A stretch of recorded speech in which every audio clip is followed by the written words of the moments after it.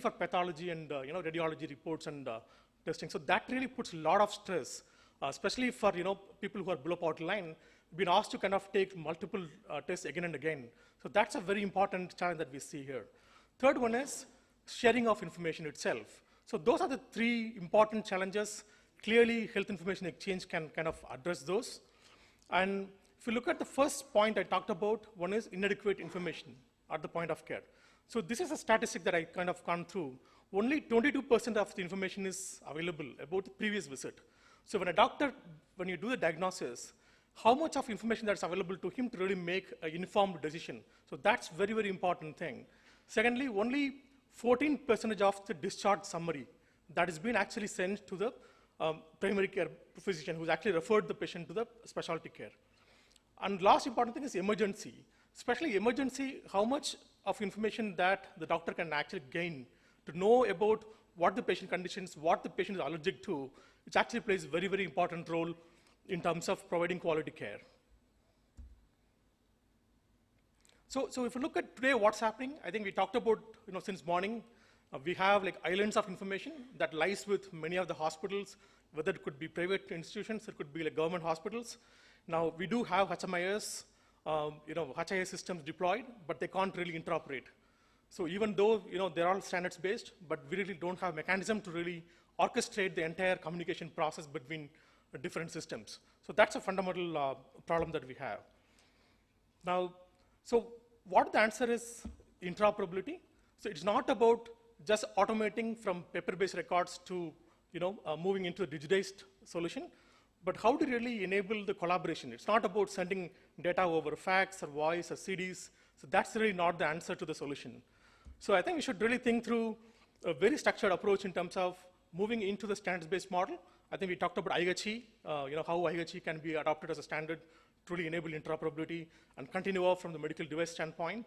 Now, how do you really build Neha Caribbean Authority and converge all of them to really enable seamless data transfer across organizations?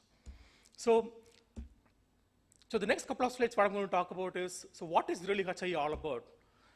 If you look at the continuum of care, where if you look at the public setting, where the health workers screen the patient, and then the patient kind of go to the primary health center, or it could be a private clinics, and then based on the diagnosis, he may do a lab test, then he goes to the hospital. This is typical value chain.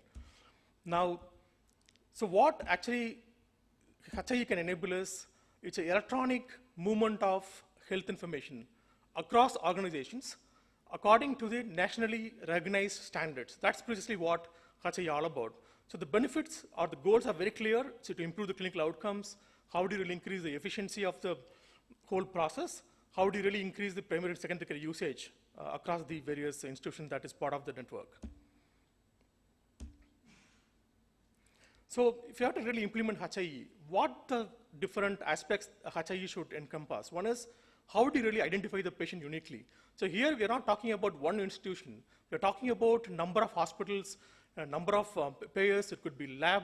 So how do you really find out a patient uniquely? If I enter the patient name, can it pick up records from different systems in one single consolidated view? That's a fundamental challenge that we see from a HIE perspective.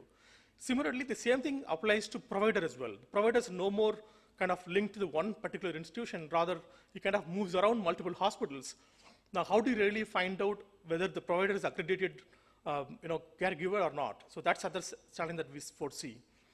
The third one is, again, messaging and the standards. I think we talked about a lot since morning. And other important aspects, terminologies. Though the government has adopted SNOMED City, I think some hospitals still use ICD in different terminologies. So how do you really normalize multiple terminologies to really have meaningful use? So that's also a very, very important thing. The other important thing is longitudinal record. So if a doctor, I want to see a kind of patient, can I look at 360-degree view? The last 5 years data, the data from the lab, the data from the radiology information systems, can I get everything in one single view? So that is the real benefit that HIE kind of really enable that. And other important thing is safety and security and privacy laws. So all those things are pretty much very important, so kind of thing to consider as well. So if we look at the functional components, so this is broadly architecture of a typical HIE platforms. So in the top, you will find the clinician portals, patient portal, it could be HIS, or it could be electronic medical record systems. Underneath, you find cross-communication gateways. So gateways actually enable the data movement across different repositories. So for example, a patient in Delhi kind of moving back to Andhra Pradesh, the doctor there can actually look at the patient data. So what the communication gateway can actually enable is to really provide the right access. The other second layer that you see is healthcare master patient index. So this actually provides a mechanism to identify the patient uniquely across different systems. The terminology services that I talked about, the registry actually helps to locate the patient documents. So here we're not talking about just clinical information. It also can be a radiology report. So the patient has taken a lab test in a particular institution. Now doctor can actually view that remotely. So data as well as documents, both needs to be exchanged over a platform like Health Information Exchange. And the last important aspect is clinical data repository. So this is extremely important because this could be done at the individual health group per se, or it could be at the district level, it could be the state level. For DSIC, they talked about they have a clinical data repository, which actually becomes like a single source of truth for that particular organization all about. Similarly, we can extend that CDR into a district level as well. Eventually, we can build a repository at the state level as well. So that is another important aspect. So I'll just briefly touch upon each of these and a little bit of more details.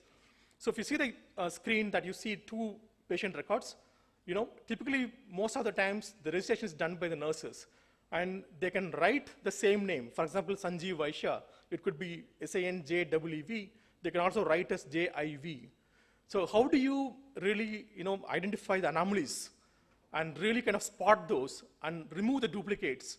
You can also even merge two different records as one single record. So that is the real power of a master patient index. So this is actually the component that can really enable, in terms of identifying the duplicate records and automatic matching as well. So if you see, it also has algorithms to really do the automatic matching. So it will tell you 3.6, which is probably the closest in terms of identifying the patient records. So that's a very important element. In fact, Aadhaar has adopted to a certain extent on these principles in terms of master patient index to identify the duplications. So exactly similar thing for a provider as well. For example, the caregiver has multiple IDs. It could be a billing system credentialing, or it can be hospital A, B, C. But how do you know whether the particular caregiver who is accessing the patient records is actually accredited, or is it the right person who is actually accessing the records? So you have to maintain the complete audit trails. So when you really roll out HIE, one of the things is, as a patient, when I log into the portal, I want to see who all the doctors accessed my records. Because I may have certain confidential information, but I wouldn't have given a consent, but is it been accessed by the doctor? So you can really need to build a master patient index for providers. It could be nurses, it could be doctors, and other clinicians as well. So clinical repository, which is the normalized data, which is single source of truth for all the information that is collated at the particular organization. The CDR also facilitates in terms of normalizing different clinical terminologies like ICD-10, SNOMED CD, and all of them. So registry actually helps to locate all the document. So typically, any institution which is going to be part of the HIE, the records locator actually index all the clinical documents that is stored within the group. It also maintains the audit log, so you can actually track what has been modified when it is changed. So there are standards like IHE, which actually enforce something called clinical document architecture. So that is something probably the government should look at adopting as a standard. So any clinical document to be exchanged can be conformance to the CDA architecture as well. So the gateway, I give an example of, say there's a patient in Kerala who want to kind of, access information, but he do have two different records from two different locations. So the gateway can actually provide the response to the patient who is actually there at the particular location. So now let's come back to, what are the different models? So how do we really go about in setting up HIE? So the first one is the government-led HIE, which is typically the model you'll find in countries like China, Singapore, where government owns HIE completely. And every patient or every citizen is forced to kind of be part of the network.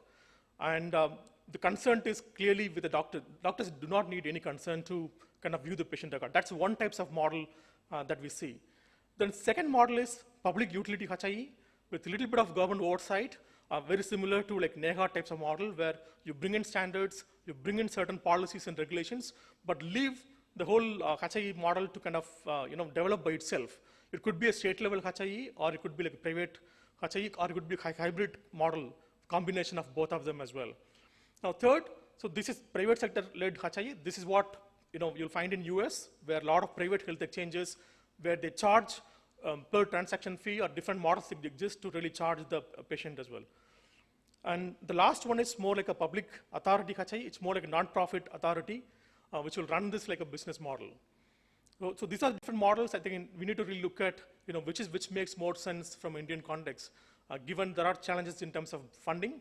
Now, can we do both the public utility HIE and also PPP models from private sector-led HIE as well? Can both coexist? And how does it really work and interoperate? And there are also a lot of business models.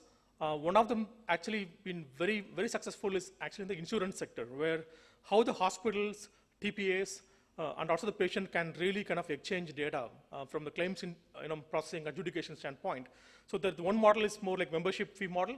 So any members who is part of the HIE, they can charge some certain fee, or it could be based on the transaction, or it could be based on services itself. Services could be e-referrals, or it could be e-prescription, any of those service-based model as well. So HIE is reasonably complex topic from implementation standpoint, because given the size and the scope of the project, today if you look at in India, many of the HIE systems are not really ready for interoperability. So how to really convert them or move the steps towards make it exchange information. So I think and also other important perspective is collaboration between providers. How open the providers are to exchange information among the different hospitals. So that's also another important thing. And we also still lack in terms of the privacy laws, the right to privacy, how to really enforce in the context of HIE. So there will be need to certain amendments in terms of policy perspective as well. So what's the future directions in terms of recommendation? One is certainly there's a need to strengthen patient privacy laws, but we also should define the minimum clinical data sets. So that's what Dr. Devashetty kind of talked about, because we can't really do HIE at a large scale, but you can define certain minimum data that needs to be ready for transport. It could be, say, medications, patient summary, discharge summary, few of the data that can be defined, that can be really enabled as well. And so I think one of the very important thing is, how do we really kick off? I think we should really engage at least a pilot initiative, at least few of the states where there has been a large customized rollout. For example, states like Gujarat and Tamil Nadu, where actually they have the pretty well-defined standardized HIS deployment across the health system. So probably they can actually look at taking up some of these HIE pilot to really enable both private and the government from a HIE implementation perspective. Now we should also, very important thing is the patient participation in the whole NEGA process is not just only the government and the other organizations to be part of it. So clearly there is a need for HIE, and there are also very successful models. I just want to kind of, if you have time, talk about a few of the case studies. I think there's two case studies. One is Australia and Singapore. So those are probably the largest national EHR in APAC that one kind of land through. So if you look at the model, both are completely different models.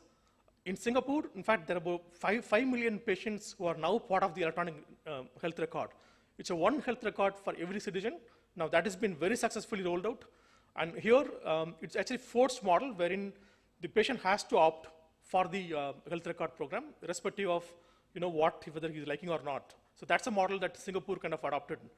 But it really gives them a lot of efficiency in terms of avoiding medical errors, savings in terms of time and efficiency as well. But if you look at Australian model, so they have close to about 10 million patients who are now part of this Australian electronic health record platform. And here the model is opt-in. So the patient can opt in or opt out. So whenever he wants, he can opt out or you can opt in kind of model. And this is completely works on consent-based model. If a patient, if he wants to share information to a particular doctor, he has to electronically, he can log into the portal and provide the consent. And based on that, the access is kind of really provisioned to all the parties who are part of that. So this is just a quick view of savings. If you look at almost 36% of reduction of errors. So this has been rolled out almost for about now, close to about 5 years now, the Australia PCHR program. So the savings are really mind-blowing. If you really look at totally about $7 billion is actually the savings they kind of realized after rolling out the national level EHR program. Thank you. Any questions? Yeah, thank you. Thanks, Jay. Very interesting. I think it is very one basic. question. Yeah, we'll just start. It's very basic. Once we are starting about e-health, health information exchange will become an integral part of it. So I think it's a very interesting presentation. Any questions, please put. The baseline data you said is being collected by nurses. Shouldn't state governments play an important role in that by linking it to Aadhaar card or ESIC? Absolutely. Or maybe through to the citizens like ESIC or RSBY beneficiaries? Yeah, so the master person index that I talked about can actually link to multiple ID systems. So it doesn't really matter what system that you want to use. Eventually, you can link it up to Aadhaar. That really facilitate that, absolutely, yes. So far, it has been a complete failure as far as That is baseline true. information is to be collected, and all the projects just stop there. True. In practicality, as far as India is concerned. But this has been proven successful in other countries where they use this master person I'm index talking about types of India. model. I'm Yeah. talking about India. No, it can be done. If you implement HIE, we have to go to that model where you can remove duplicates, remove the redundancies in the system. We should do that in a systematic way. Yeah. But collecting baseline data, whose responsibility is that? So again, if you look at the data collection, it is end of the day, it's a provider's responsibility, right? So whomever is actually the owner of that need to kind of really drive that. So far, it's not decided.